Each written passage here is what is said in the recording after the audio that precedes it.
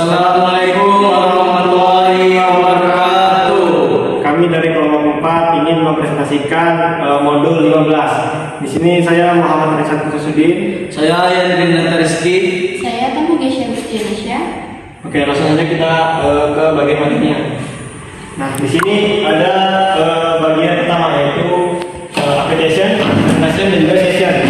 Di mana 3 lapisan teratas posisi yang menyiapkan data untuk jaringan. Nah, application layer itu antar muka antara aplikasi pengguna, browser email dengan layanan jaringan.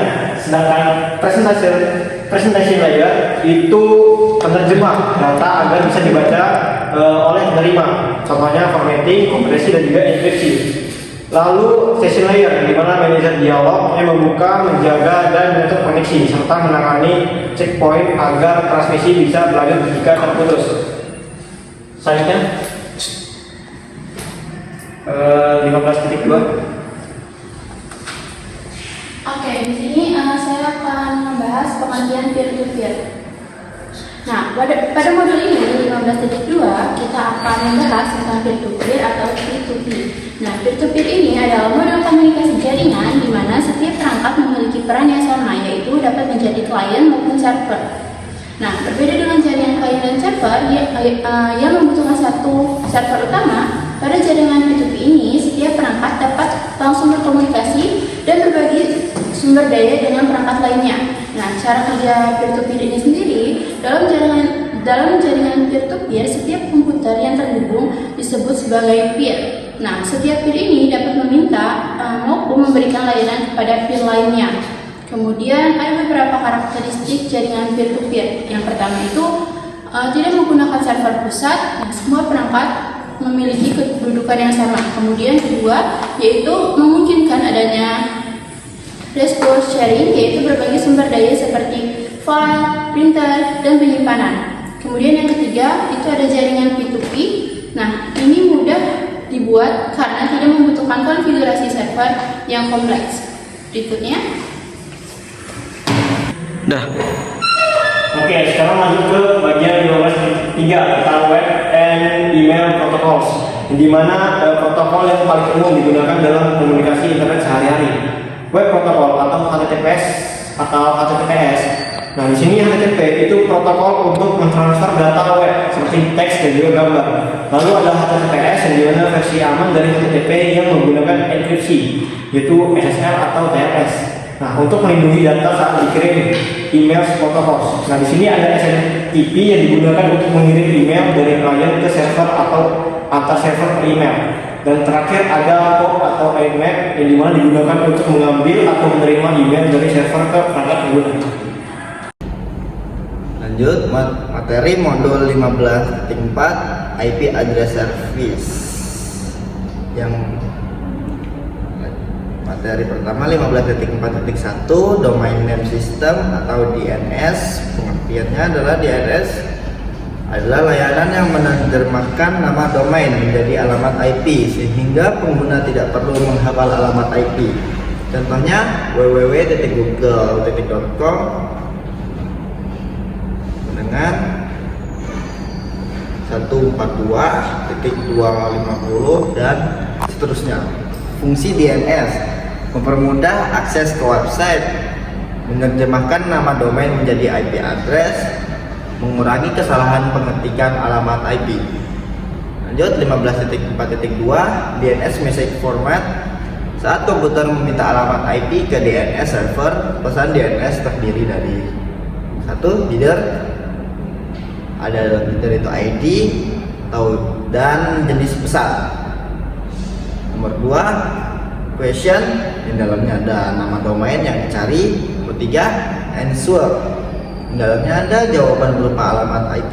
Nomor 4 authority, yang memiliki informasi server DNS yang berwenang. Dan terakhir nomor 5 editorial, informasi tambahan. 15.4.3 DNS hierarchy. DNS disusun secara bertingkat hierarki. Jenis DNS server, Root DNS server mengetahui lokasi top level domain TLD server, mengelola domain seperti .com, .org, dan .id. Otoritatif DNS server menyimpan alamat IP sebenarnya dari suatu domain. 15.4.4 The neslogout command. Neslogout digunakan untuk mengecek informasi DNS. Contohnya neslogout google.com, hasilnya menampilkan nama server DNS, alamat IP website. Nomor 15.4.5 syntax checker the nullscope command digunakan mengecek DNS bekerja atau tidak, melihat alamat IP domain, troubleshooting jaringan. 15.4.6 Dynamic Host Configuration Protocol DHCP. DHCP adalah protokol yang memberikan alamat IP secara otomatis kepada perangkat.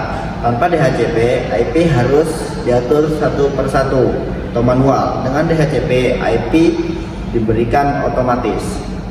Informasi yang diberikan DHCP, IP address, subnet mask, default gateway, DNS server, dan list time. 15.4.7 DHCP operation. Proses DHCP dikenal dengan DORA. D. Discover. Klien mencari DHCP server. O. Offer. DHCP server menawarkan alamat IP. R. Request. Klien meminta IP tersebut. A. Acknowledge. Server mengonfirmasi pemberian IP. Setelah itu perangkat dapat terhubung ke jaringan. Jadi ringkasan dulu itu ada discover atau D, O ada offer, R adalah request, dan A adalah acknowledge. Sekian. Wassalamualaikum warahmatullahi wabarakatuh. Selanjutnya materi 15.5 File Transporter digunakan untuk upload dan download file antar klien dan server. Mudah digunakan tetapi tidak mengeksekusi data sehingga kurang aman.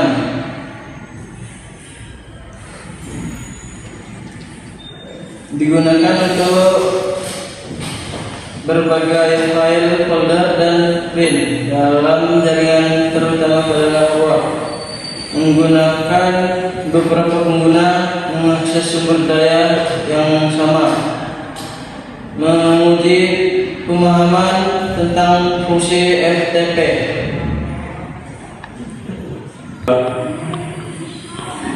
Oke, sekian presentasi dari kami. Mohon jika ada salah kata atau salah informasi, kami akhiri. Wassalamualaikum warahmatullahi wabarakatuh.